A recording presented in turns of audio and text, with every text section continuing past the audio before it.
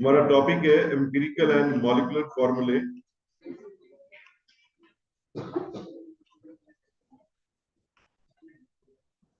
ये हेडिंग हमने कल ही डाल दिया था, एम्पिरिकल एंड मॉलिक्यूलर फॉर्मूले।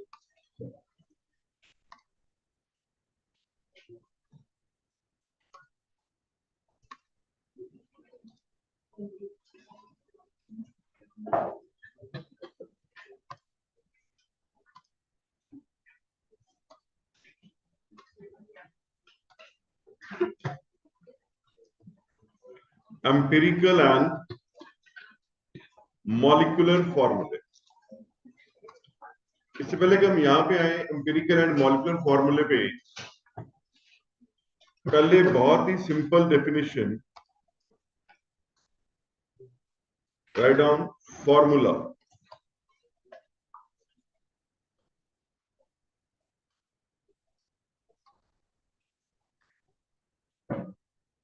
अब पता तो सबको है कि फॉर्मूला क्या है, लेकिन डिफाइन करना मुश्किल हो जाता है।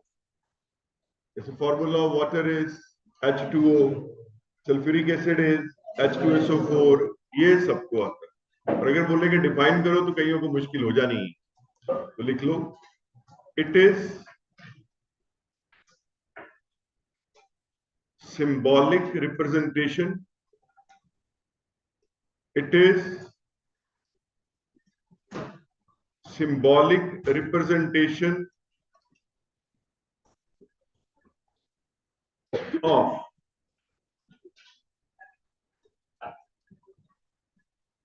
one molecule of the compound.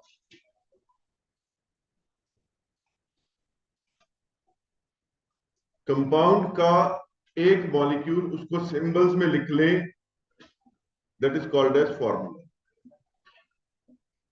Example,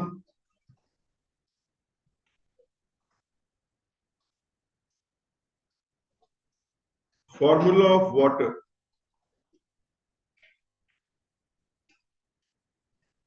H2O,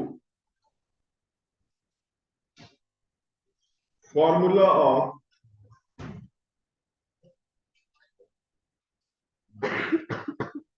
sulphuric acid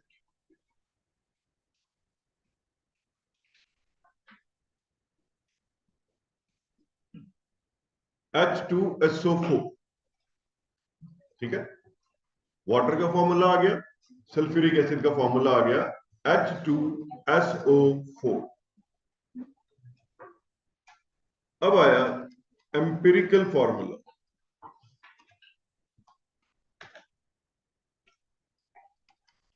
empirical formula EF। अभी किसी ने लिखना नहीं है, पहले समझना एम्पिरिकल फॉर्मूला क्या है। अब देखो, जैसे मैं लिखूं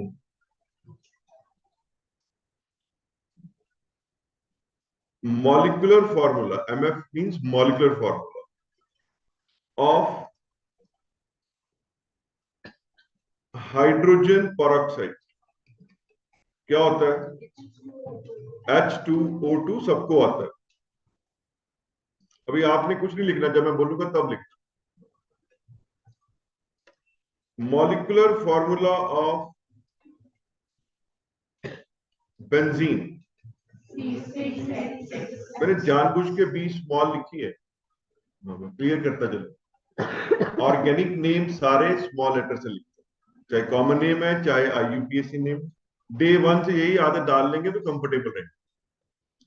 ऐसे ही molecular formula of glucose C6H12O6,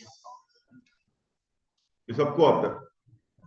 अब अगर हम रेशियो निकालें तो पहले फॉर्मूले की रेशियो क्या बनेगी? HO, क्योंकि 2:2 है, बनेगा 1:1। इसकी क्या बनेगी बोलो? CH। ये क्या बनेगा? CH2। बस ये एम्पिरिकल फॉर्मूला है, सिंपलेस्ट होल नंबर रेशियो। कितना आसान है, सिंपलेस्ट होल नंबर रेशियो। और मॉलिक्यूलर फॉर्मूला क्या है? Exact number of atoms. Molecular formula क्या है? Exact number of atoms. Empirical में होल नंबर रेशियो। डिफरेंस समझ आ गया दोनों में?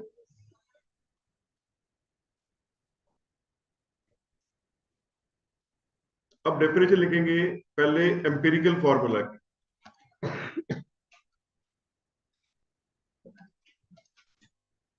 It tells us the simplest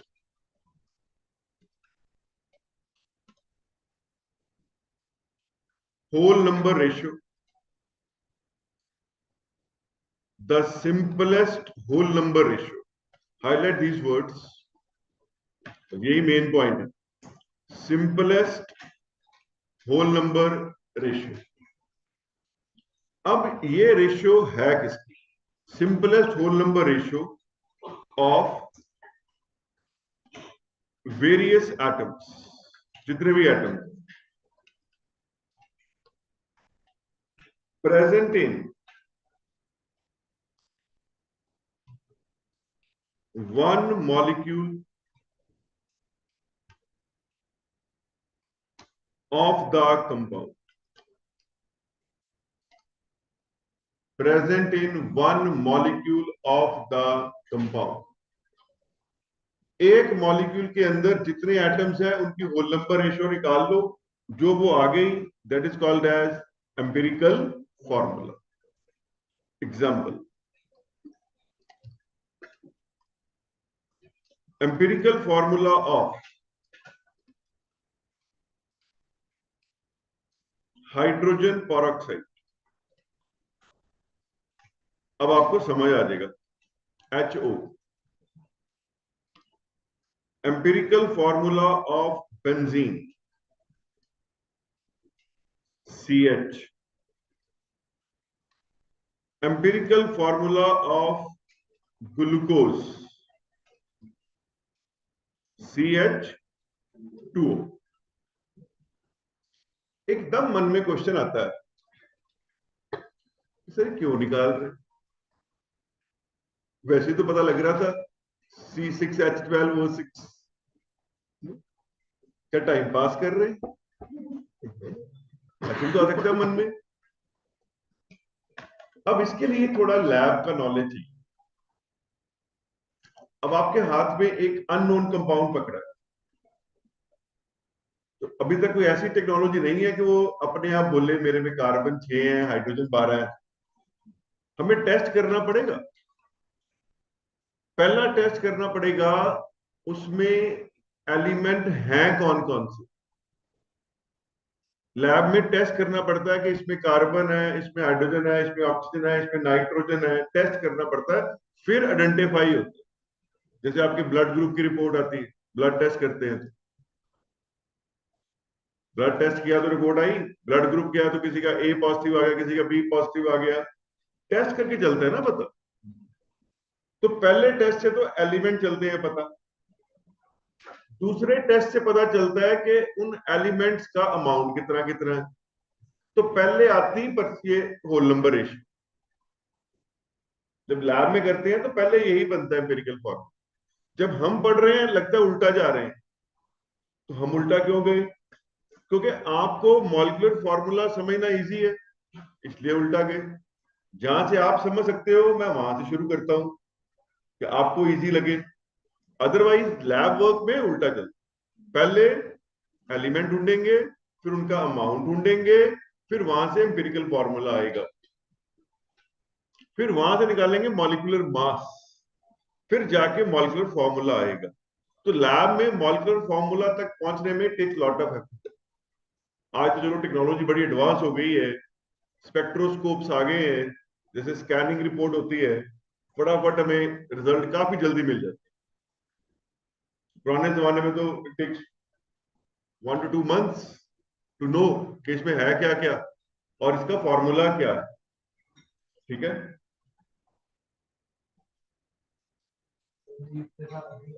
हाँ, मेरे को तो ऑफिस से मैसेज आया हुआ है, अच्छे second leave today. Smart work है, शाबाश। अरे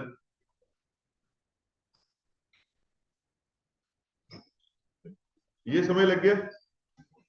अब लिखो molecular formula.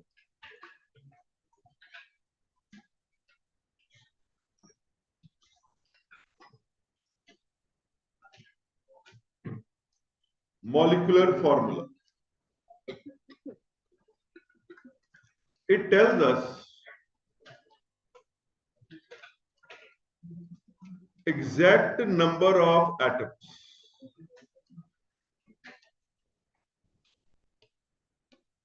highlight the word exact number of atoms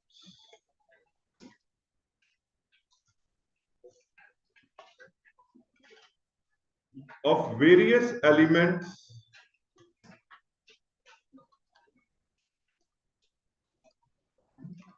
present in one molecule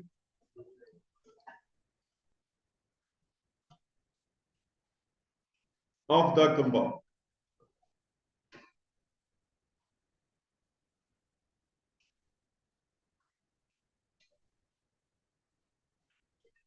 कितना हो गया? एग्जाम्पल, अब ये लिख लो बेटा।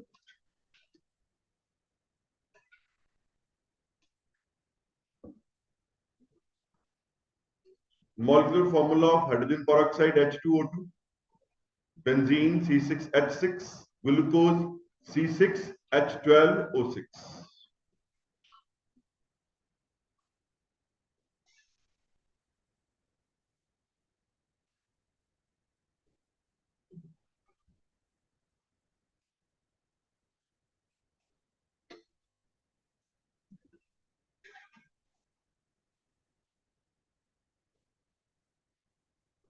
ठीक है, समझ लग गया?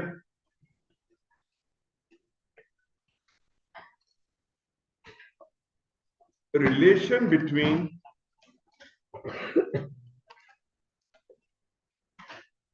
molecular formula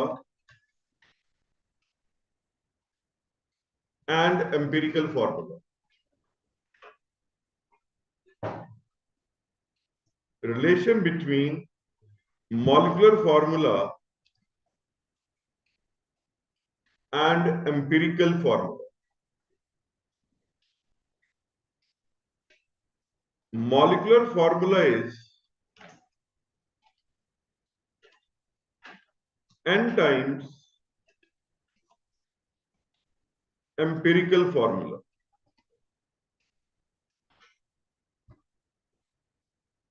बार बार लिखने के लिए mf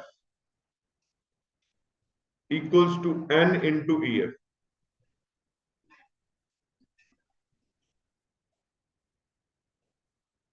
ठीक है, n into ef, where n can be equals to 1, 2, 3, 4, so on. बस होल नंबर डालना, 1, 2, 3, 4.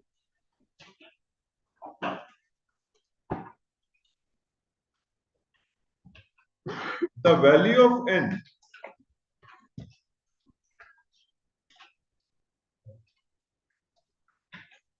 can be determined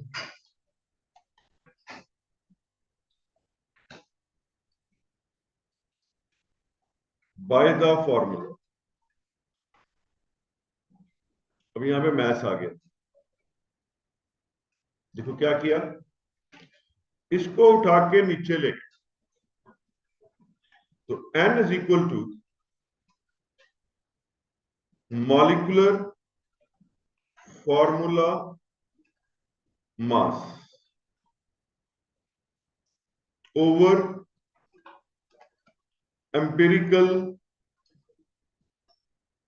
formula mass, क्योंकि नंबर में आना बेटा,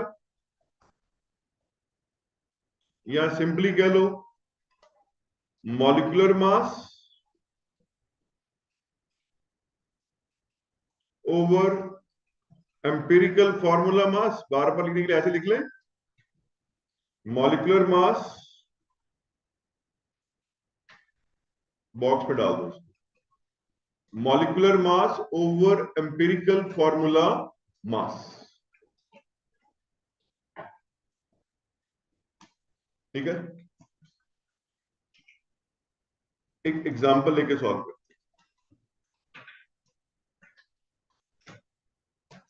empirical formula of glucose is CH2O and its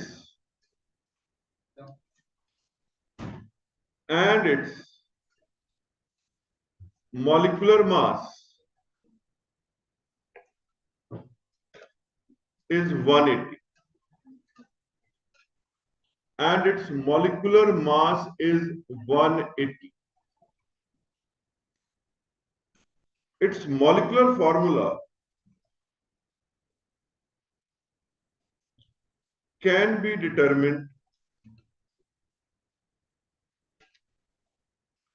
as below.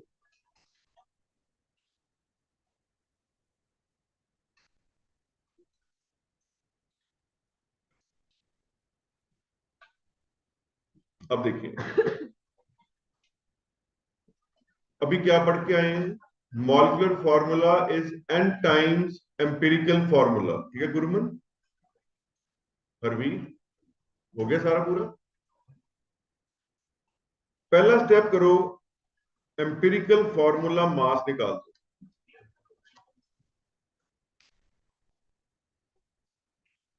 अब देखिए, इसका फॉर्मूला लिख के आए हो, एम्पिरिकल फॉर्मूला CH2O। सक्षम बकोड़िया, अब ध्यान देना बेटा इधर। एम्पिरिकल फॉर्मूला लिख के आए हो CH2O, कार्बन 12, हाइड्रोजन 1, 2 हाइड्रोजन है, ऑक्सीजन 1, ये कितना बन गया? 30। अगर साथ में कुछ नहीं लिखा तो क्या है? AMU। Okay, molecular mass of glucose वो दिया होगा पेपर में 180। वो लैब में निकालते हैं, मेथड है उसके लिए हमारे पास। आकाशवाणी कुछ नहीं होती, हम चाहते जरूर है। आपकी इतनी लाइफ बीत गई, इतना तो एक्सपीरियंस कर लिया कि there is nothing like miracle. तो हम मिरेकल मानते हैं कि आज कुछ भी नहीं है, कल सारा कुछ हो। आपने मेहनत की, अच्छे नंबर आ गए, ये मिरेकल है। उसको हम मानते नहीं, उसको हम हार्डवर्क मानते हैं। प्रैक्टिकली वही मिरेकल है जब आपको चीजें समझ आनी शुरू होगी। अब यहाँ पे मॉलिक्यूलर मास है 180। अब n की वैल्यू कैसे निकालते हैं? Molecular mass over empirical formula मास। तो ये आ गया 180 बाय 30, तो 6 आ गया। अब मॉलिक्यूलर फॉर्मूला में और एम्पिरिकल फॉर्मूला में क्या रिलेशन है? Molecular formula is n times empirical formula. ये 6 आ गया इंटू CH2O, तो क्या बना? C6H12O6। तो लैब में ऐसे आता है। ये जो चैप्टर है, ये जो एम्पिरिकल फॉर्मूला, मॉलिक्यूलर फॉर्मूला निकालना है, ये बेसिक लेबोरेटरी रिक्वायरमेंट है। हमें कोई कंपाउंड मिल गया तो कैसे लगे पता कि वो कौन है? तो ऐसे टेस्ट करके चलता है पता। एम्पिरिकल फॉर्मूला निकाला, मॉलिक्यूलर फॉर्मूला निकाला, तो ये आपके पास आ गया C6H12O6। अब एक रेड कलर से लिखना, मॉलिक्यूलर मास पूरा कर लो।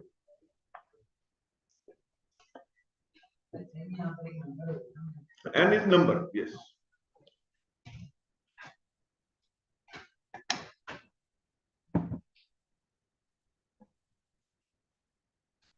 ठीक है,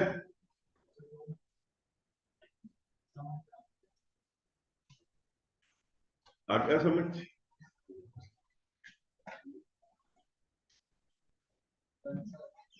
चले आगे।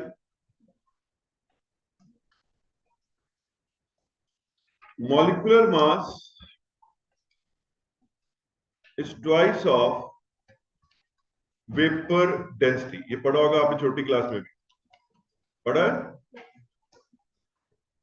जोर से बोला करो सारे। अच्छा, यस सर थोड़ी सी है और नो सर बहुत बड़ा है, कोई बात नहीं, याद रखना इसको। Molecular mass is twice of vapour density. बोल लो, molecular mass is vapour density. हाँ, अनुरीत ने सही आंसर बताया। Number, sir n is the number of what? बेटा n is simply a numeric number to tell the relation between empirical and molecular formula. ठीक है अनुरीत? Okay sir. ये बताएगा कि molecular formula how many times it is of empirical formula. Got it? Is it okay Anureet? Yes sir. अब ये relation पे आना, molecular mass is twice of vapor density. पहले तो हमें क्लियर हो कि वेपर्स क्या होते हैं। हर्षीन, क्या होते हैं वेपर्स? गैस और वेपर में क्या फर्क है?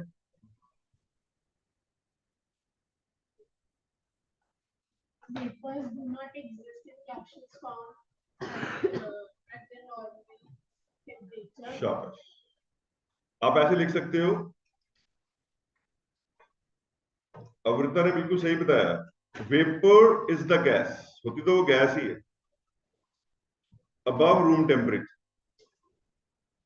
है ना? कितना इजी हो गया है। अब देखो वाटर लिक्विड है,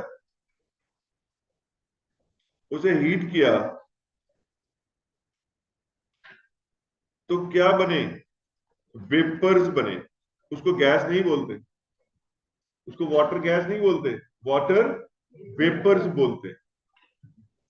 उसको, रॉबिन ठीक चल रहा है सारा? उसको वाटर वेपर्स बोलते हैं। वाटर गैस तो CO प्लस H2 होती है। Gas is a gas at room temperature. अब ऑक्सीजन क्या है? गैस। अभी हम सांस ले रहे हैं तो अंदर कौन जा रहा है? Oxygen gas. बाहर आ रही है तो CO2 गैस। मैंने फर्स्ट डे कहा था दुनिया का बेस्ट टीचर एक ही है, खुद नेचर। उसे नेचर कह लो, गॉड कह लो, एनर्जी कह लो, जो मन में नाम आता रख लो। अब देखो नेचर ने भी ऐसे बनाया है, अगर O2 एक मॉलिक्यूल लेना है तो CO2 एक छोड़ना पड़ना। अब आपका मन करे नहीं मैं सिर्फ O2 ही लूंगा, CO2 उसमें छोड़ता, तो चलेगा नहीं प्रोसेस। अगर मार्क्स लेने हैं तो हार्डवर्क करना पड़ना है, you have to pay the price, otherwise कुछ नहीं चलता free. Nothing is free in this world, remember. And if something is free, ये भी बात याद रखना, if something is free then you are the product. जैसे फेसबुक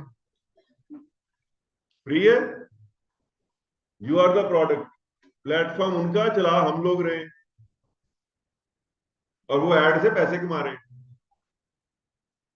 नथिंग इज फ्री। जितने यूजर्स बढ़ जाते हैं उतनी उनकी कंपनी की वैल्यू बढ़ जाती है। If something is free then you are the product, remember. तो खुद प्रोडक्ट नहीं बनना। Vapour is a gas above room temperature. वो वेपर कितने डेंस हैं, that becomes vapour density. Concept समझ लग गया? Molecular mass is twice of vapour density. अब इनके न्यूमेरिकल्स को कैसे करते हैं, ट्राई टू अंडरस्टैंड। पेपर में ये थ्योरी नहीं आनी कर्तव्य, मैं तो अभी तारीफ करने जा रहा था, अभी कर्तव्य बिल्कुल शांत होकर पढ़ता है। कर्तव्य नहीं, आप सारे लोग ही ऐसे हो।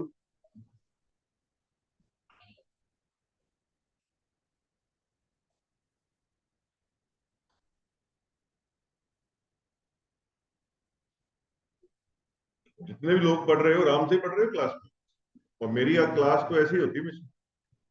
समय भी तभी आएगा, मजा भी तभी आएगा।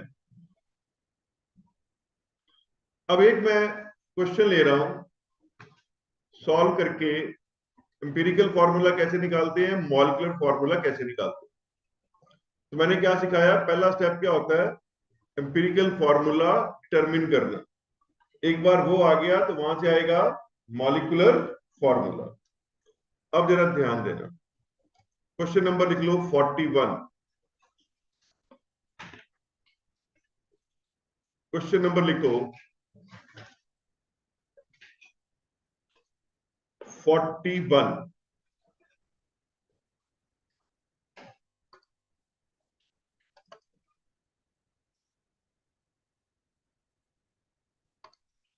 ये फाइल नजर आ रही है साक्षी? Yes, sir. यहां लिखा है determine the molecular formula of an oxide of iron in which the mass percent of iron and oxygen are 69.9 and 30.1। दो परसेंटेजेस दी हुई। अभी सिर्फ समझना है, कुछ लिखना नहीं है। Focus on the screen. Given the molar mass of oxide is 159.8, उसको 160 ले लो, कैलकुलेशन आसान हो जाएगी। हमने इतनी फ्रैक्शन में नहीं जाना कि आयरन का मास 55.85, we take it as 56, we take it as 56। अब पहला स्टेप होगा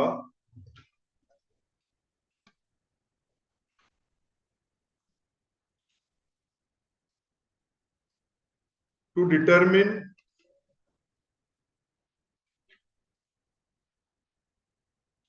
एम्पिरिकल फॉर्मूला। सारे बच्चे स्क्रीन पे ध्यान दो, कुछ नहीं लिखना अभी, बिल्कुल समझना है आराम से। पहला स्टेप है,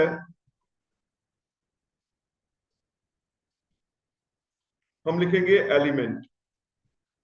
इसमें एक एलिमेंट आयरन है और दूसरा ऑक्सीजन।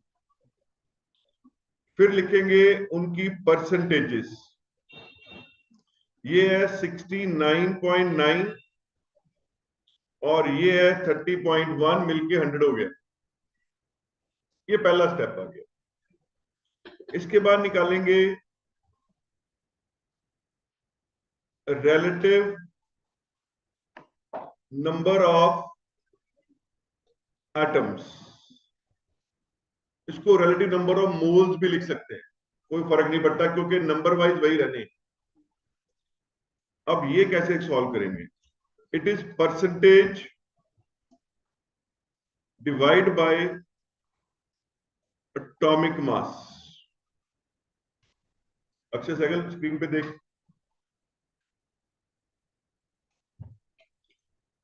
परसेंटेज को एटॉमिक मास से डिवाइड कर देना है।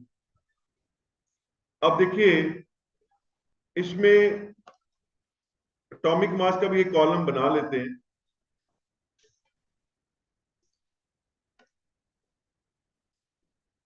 एटॉमिक मास ये 56 और ये 16। फिर आगे रिलेटिव नंबर ऑफ एटम्स, ये क्या बना, परसेंटेज डिवाइड बाय एटॉमिक मास। ये क्या आ गया, पहली बार मैं पूरा पूरा कर रहा हूं, 69.9 बाय 56। ये अगर डिवाइड करते हैं तो ये डिवाइड करके आता है 1.25। I am saving time on calculations. 30.1 divide by 16, तो ये आ जाएगा डिवाइड करके 1.88। स्क्रीन पे ध्यान रखो सारे। पहला स्टेप एलिमेंट, दूसरा परसेंटेज, तीसरा एटॉमिक मास, फोर्थ परसेंटेज को एटॉमिक मास से डिवाइड कर दो, उससे क्या आएगा, रिलेटिव नंबर ऑफ एटम्स। फिर हम निकालेंगे simple atomic ratio. Atomic ratio कैसे निकालते थे, क्या सिखाया था? स्मॉलेस्ट फिगर से सबको डिवाइड कर दो। अब यहाँ पे स्मॉलेस्ट फिगर कौन है? 1.25। तो 1.25 बाय 1.25, ये तो 1 आ गया। 1.88 बाय 1.25, ये 1.5 आ जाएगा। अगर तो ये होल नंबर आ जाए तो यही इंपेरिकल फॉर्मूला है। अगर ना आए तो होल नंबर बनाओ। फिर ये लास्ट स्टेप आ गया, सिंपलेस्ट होल नंबर रेशियो। अब ये होल नंबर कैसे बना सकते हैं? Multiply by 2। अगर 2 से मल्टीप्लाई करेंगे, ये 2 हो गया और ये 3 हो गया। अगर ये 1.9 होता, we could have taken it as 2। 1.5 था, 2 से मल्टीप्लाई करके 3 आ गया। और अगर इसको मल्टीप्लाई किया तो ऊपर वाले को भी करना पड़ रहा है ताकि मैथमेटिकली इक्वल रहे। स्टेप समझ आ गया? आई रिपीट, पहला स्टेप है एम्पिरिकल फॉर्मूला डिटरमिन करना। उसमें पहले लिखे एलिमेंट, फिर परसेंटेज, फिर एटॉमिक मास, फिर निकाले रिलेटिव नंबर ऑफ एटम। कैसे निकाले? परसेंटेज को एटॉमिक मास से डिवाइड करके। फिर सिंपलेस्ट एटॉमिक रेशियो निकाली, वो कैसे? स्मॉलेस्ट फिगर से सबको डिवाइड कर दिया। अगर वो होल नंबर आ गई तो वही इंपेरिकल फॉर्मूला है, नहीं तो बनाओ, करो कॉपी। अब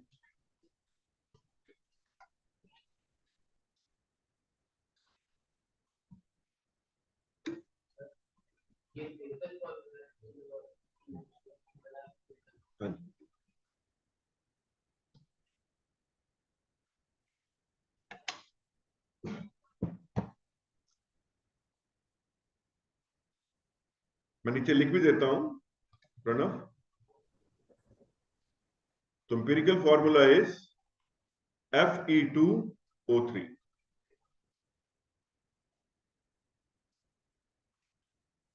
Fe2O3।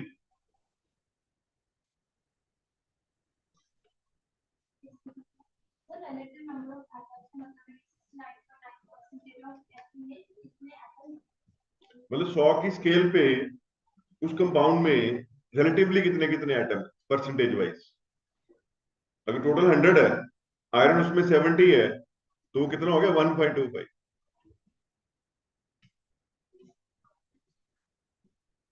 पहले आप ये लिख लो बेटा फटाफट, फिर आप पीछे रह जाओगे बाकी से। पहले लिख लो ना बेटा, पहले क्वेश्चन यही है बेटा, सामने ही लिखा हुआ है, इसके ऊपर और कुछ नहीं है। आयरन की परसेंटेज दी है, ऑक्सीजन की परसेंटेज दी है, और कहा है एम्पिरिकल फॉर्मूला ढूंढो। बस, और कुछ लिखा ही नहीं क्वेश्चन के अंदर, वो आ गया आंसर में सारा।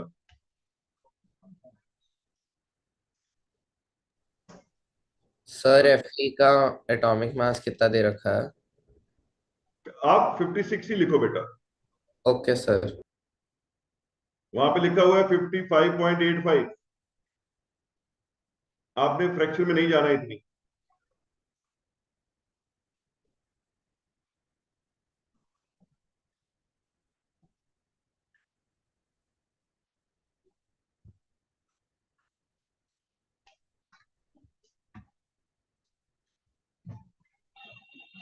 सर हाँ जी अनु। सर इसमें क्वेश्चन में तो हमें मोलर मास भी दिया हुआ है, तो उसका कोई यूज नहीं है क्वेश्चन में? बेटा मैंने अभी एक पार्ट सॉल्व किया ना, स्टेप 8। Okay okay sir. आगे करना है ना, पहले ये नोट कर लो आप। हो गया रॉबिन? सबको ये स्टेप सारा समझ आ गया? हरवीर,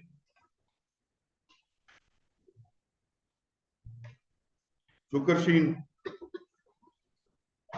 सर अगर सिंपल एटॉमिक रेशियो वाले स्टेप में ही एम्पिरिकल फॉर्मूला वाला वो रेशियो निकल जाए तो फिर सिंपलेस्ट होल नंबर की टेबल कॉलम नहीं बनाएंगे ना? हाँ फिर नहीं बनाएंगे बेटा। Okay sir. बेटा ये मैथ्स है ना, एटॉमिक रेशियो कैसे निकालते हैं? स्मॉलेस्ट फिगर से सबको डिवाइड करके रेशियो निकालते हैं। It's okay. अब आ गया step B, to determine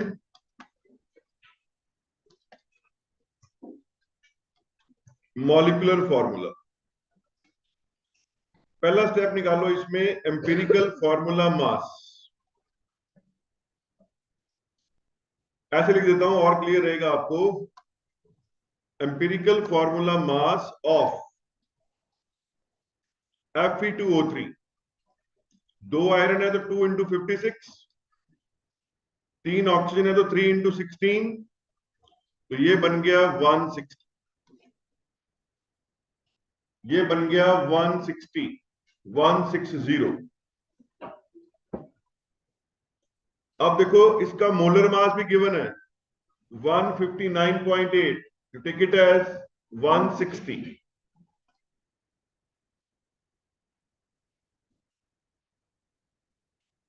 molecular mass of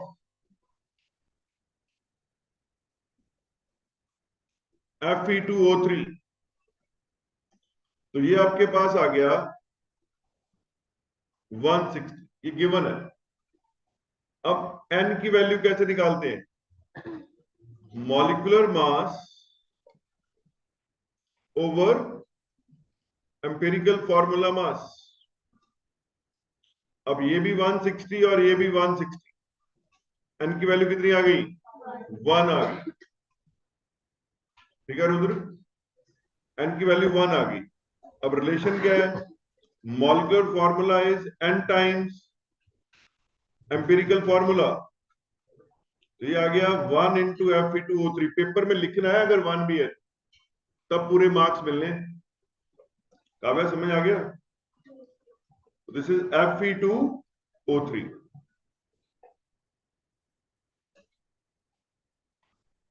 this is the answer. जो हमने पढ़ा एम्पिरिकल फॉर्मूला, मॉलिक्यूलर फॉर्मूला, उसको हमने अप्लाई करके देख लिया। एक बेसिक प्रॉब्लम हमने सीखी, जो एग्जाम में आनी वो तो बाद में पढ़ते हैं।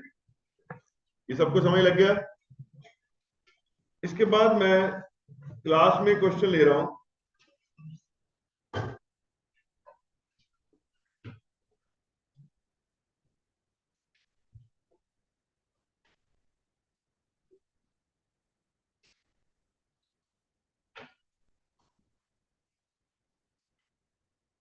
अब जैसे ये लिखा है क्वेश्चन नंबर 37,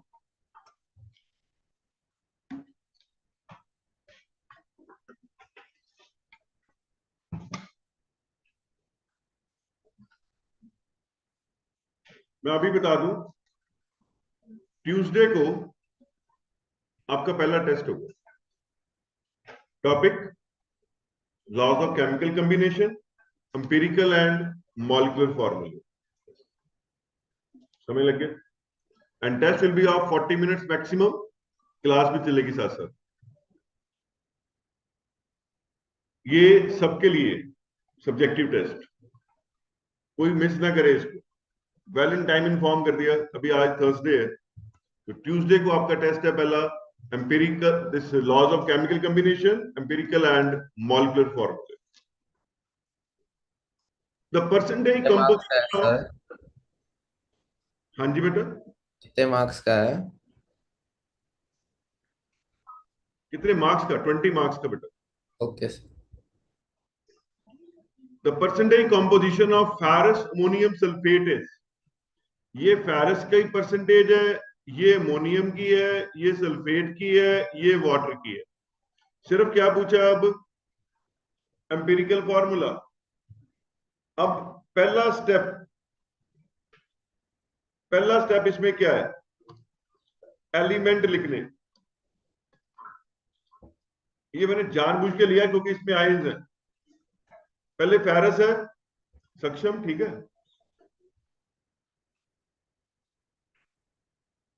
अब इसमें आयरन कितना है? 14.32%। अमोनियम, ये मैंने क्यों लिया क्लास में? क्योंकि आयंस दिए हुए हैं। ये तो हमेशा हम एटम में लगे रहते हैं, जैसे आम जितने क्वेश्चन चलते हैं उसमें एटम ही दिए होते हैं, ताकि आप डरो मत पेपर में अगर कभी आ जाए। Ammonium is 9.20। अब मैं ऊपर नहीं लिख रहा, कॉलम वही चल रहे हैं सारे जो एक बार बना लिए। सल्फेट इज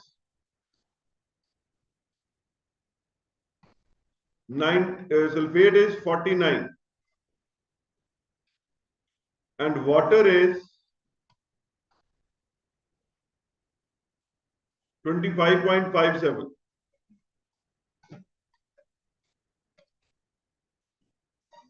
ये तो परसेंटेजेस आ गई। अब आगे लिखते थे हम एटॉमिक मास। अब यहां पे क्या लिखना पड़ेगा? आयनिक मास, जो आयन का मास है। अब बच्चों को कंफ्यूजन होती है, आयरन का एटॉमिक मास 56 है, इधर लिखा हुआ है 2 पॉजिटिव चार्ज। बच्चे सोचते हैं 54 हो गया, ये 56 ही रहेगा। कोई फर्क नहीं पड़ता बाय लॉस और gain of electrons on atomic mass, क्योंकि mass of electron is negligible. Mass of electron is negligible. गेशना, सबसे छोटा एटम कौन है? हाइड्रोजन के मास में और इलेक्ट्रॉन के मास में कितना फर्क है?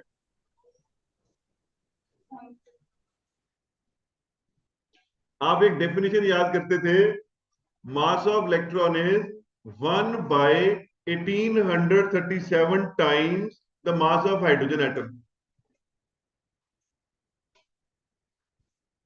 इलेक्ट्रॉन की डेफिनेशन नहीं पढ़ी छोटी क्लास में?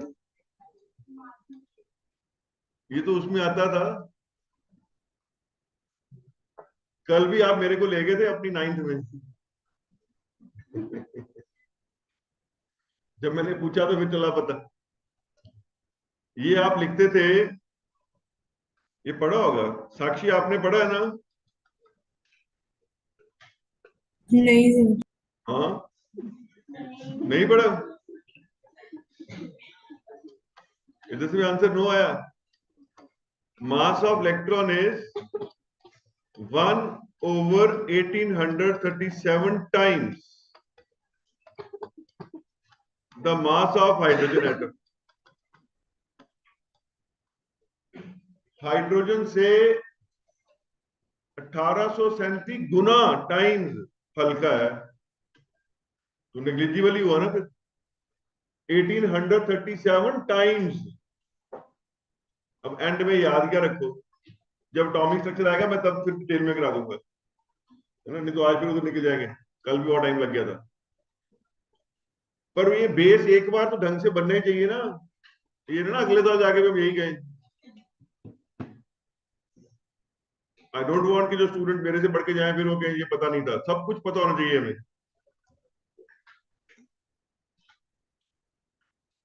पेपर अच्छा आप तभी कर, जैसे कल एक क्वेश्चन आया था ना 1/6 और 1/12 जेई में आया।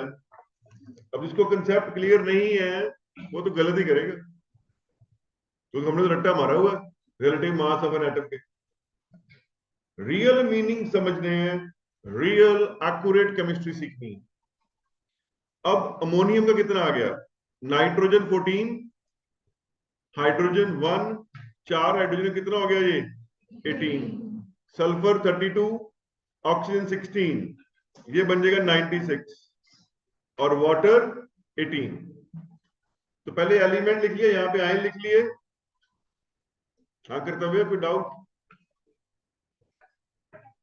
वो तो खड़े हो ना, खड़े हो, अच्छा नजर आएगा यहां। कौन सा मास समझ नहीं आया? नाइट्रोजन का एटॉमिक मास आता है, बोलो। हाइड्रोजन का कितने हाइड्रोजन है इसमें? 4, इंटू 4 कर दिया, टोटल कितना हुआ?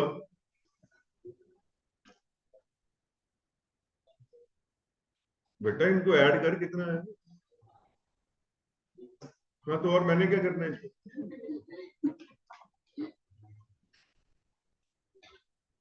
जब मैंने पढ़ा दिया ना तो मेरे को कॉन्फिडेंस है कि आपको आ गया, और आप किसी को भी जाके सिखा सकते हो, मैं ये भी बोल देता हूँ।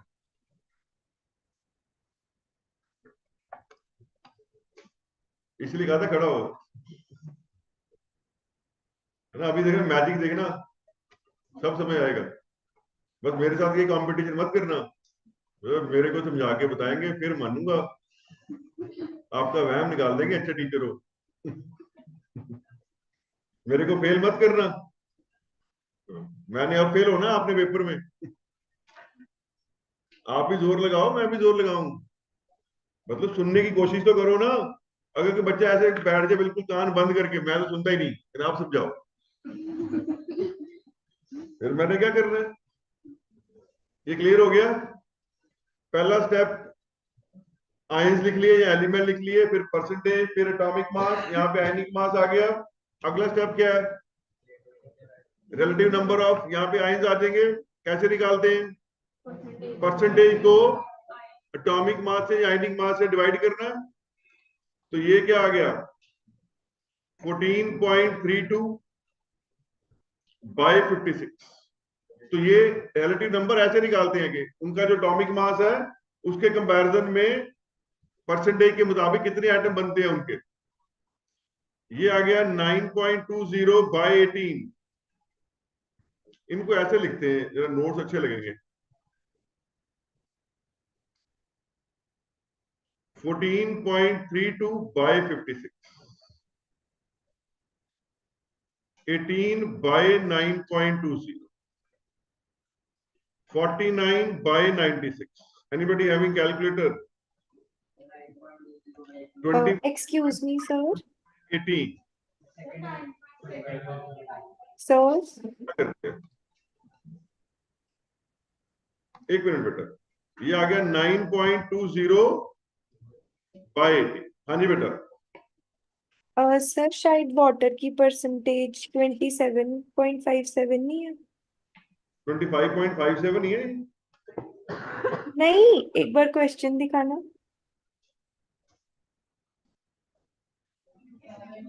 अच्छा 27। 27 है वहां पर, बिल्कुल ठीक, 27.57 जो दिया हुआ है। ठीक है, अब कितना आया पहले वाला सॉल्व करके? 0.25। अगला 0.5 आ गया, बोलो। अब वो ऑलमोस्ट सेम हो गया ना। अगला बोलो, ये भी ऑलमोस्ट वहीं चला गया। उससे अगला 1 अब इसमें स्मॉलेस्ट फिगर कौन सी है? 0.25। तो ये आपके पास आ गया 0.25 बाय 0.25, ये 1 आ गया।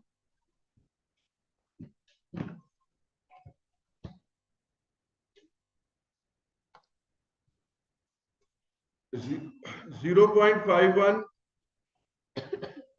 बाय 0.25, इसको 2 ही मान लो। फिर 0.51 बाय 0.25, इसको 2 मान लो। 1.53 बाय 0.25, इसको क्या मान सकते हैं? 6। अब ये सीधे आगे होल नंबर, तो कर्तव्य तनेजा सीधे अब पुट कर लेंगे ना आंसर में। यस सर, सीधा एम्पेरिकल मिल जाएगा। हाँ सीधा आ गया। तो ये आपके पास आ गया फेरस एक है, अमोनियम 2 है, N2H8। सल्फेट भी 2 है, और वाटर कितने हैं? 6। This is the answer.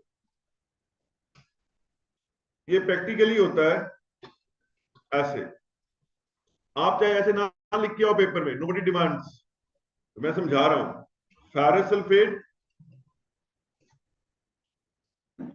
Ammonium sulphate, 6 water molecule, इसको बोलते हैं मोहर्स सॉल्ट। इसके ऊपर स्टार डालना। और क्योंकि एग्जामिनर ने पूछा एम्पिरिकल फॉर्मूला, आपने सिर्फ पहले वाला लिखना, आंसर जो ऊपर लिखा हुआ है वो तो मैंने वैसे समझा दिया। आई डू होप सबको याद हो गया होना। पहले एलिमेंट, फिर परसेंटेज, फिर एटॉमिक मास, फिर percentage divide by atomic mass, फिर simple atomic ratio, smallest figure से सबको डिवाइड कर दो। अगर होल नंबर आ गया तो वही एम्पिरिकल फॉर्मूला है, नहीं आया तो बनाओ। Is it okay?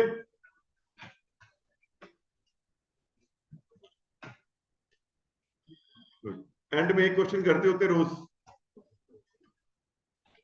है ना?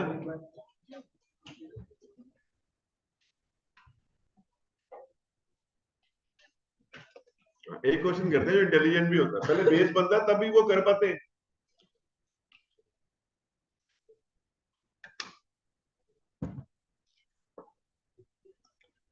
बार बार बोल रहा हूं कि गोल्ड बैच का डिफरेंस सिर्फ ये है कि गोल्ड बैच वाले बच्चों को एडिशनल असाइनमेंट सॉल्व करनी पड़ेंगी, उनके डाउट रिमूवल सेशन एक्स्ट्रा होंगे, उनके टेस्ट भी एक्स्ट्रा होंगे, ऑब्जेक्ट, तीन चीजें अलग होनी। उनको सिल्वर बैच वालों से ज्यादा आना पड़ेगा, लेकिन जो टेस्ट कॉमन है वो दोनों होने हैं। लेकिन कल को पैकेज भी फिर ऐसे ही होता है। अब तो लगता है ना मेहनत, हार्डवर्क, कल को पैकेज भी गोल्ड पैकेज होना और सिल्वर पैकेज होना, जब खुद मिलने हैं। अब ये क्वेश्चन देखो जेई में आया, और ये पिछले 25 सालों में सिर्फ एक बार आया। ये तो एम्पिरिकल फॉर्मूले में से क्वेश्चन नहीं आता जेई में, ये बड़ा लोअर लेवल के कंसेप्ट है, अभी हमने बहुत आगे जाना है। कहता है रेशियो ऑफ मास परसेंट। अब मास परसेंट सीधी नहीं दी, रेशियो दे दी। Carbon and hydrogen is 6:1। कहता है कंपाउंड है CXHYOZ। बेटा पहले जितने क्वेश्चन अभी तक किए वो समझ आ गए ना? पक्का? अब सारे बच्चे ऑन बोर्ड हैं क्योंकि अब सारे मन से पढ़ रहे हैं ना। तो CXHYOZ। अब उसने रेशियो बताई सिर्फ कार्बन और हाइड्रोजन की, ऑक्सीजन बताई नहीं। ऐसे करते हैं अच्छे क्वेश्चन में, एक चीज छुपा लेते हैं। कहता है if one molecule of the above compound CXHYOZ contains, अब ध्यान से सुनना, लैंग्वेज समझ नहीं आनी वैसे एकदम, half as much oxygen as required to burn one molecule of CXHY। Puzzle. कहता उसमें कितनी ऑक्सीजन है? कहता जितनी ऑक्सीजन CXHY को बर्न करने पे लगी उससे आधे एटम है। पहले वो ढूंढना उसमें कितने, उसको बर्न करने पे कितने ऑक्सीजन लगते हैं। तो पहले हमें CXHY का फॉर्मूला ढूंढना पड़ेगा। एंड में लिखा है डिटरमिन एम्पिरिकल फॉर्मूला। तो अगर कंपाउंड CXHY को बर्न करेंगे तो क्या मिलेगा? CO2 and water. वो हमें वैसे ही पता है, हाइड्रोकार्बन बर्न करो तो क्या मिलता होता है? CO2 and water. अब देखिए ज्यादा पंगे में नहीं पड़ना। स्टेप ए, ये कार्बन है और हाइड्रोजन, क्या रेशियो दी है? लिख लो,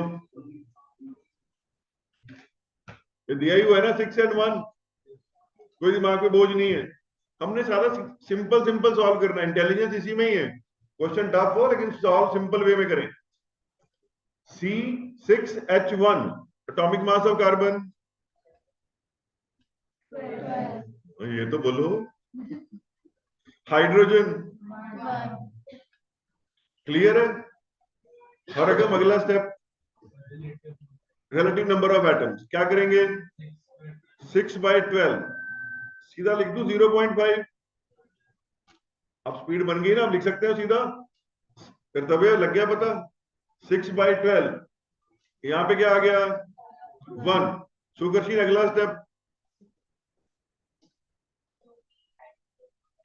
हाँ स्मॉलेस्ट फिगर से सबको डिवाइड करो तो ये 1 आ गया और ये 2 आ गया। अंदर भी समझ आया? सबको समझ लगा? अब मैंने कोई वो बनाया नहीं टेबल, सीधा लिख दिया। Is it okay? तो इसका एम्पिरिकल फॉर्मूला क्या हुआ? CH2। एम्पिरिकल फॉर्मूला हो गया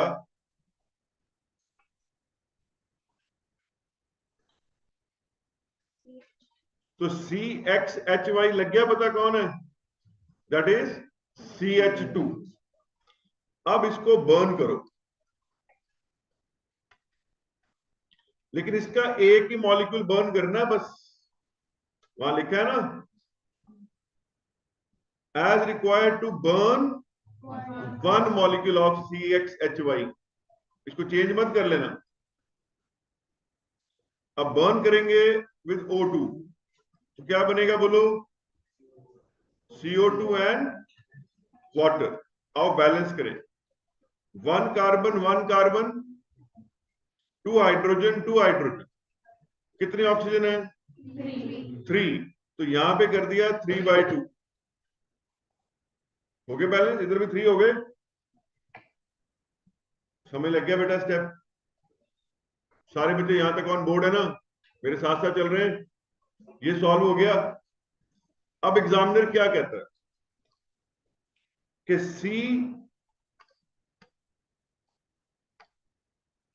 since CXHYOZ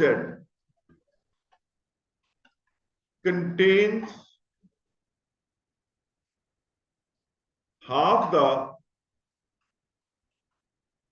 oxygen atoms। उसमें आते हैं किससे half? As required to burn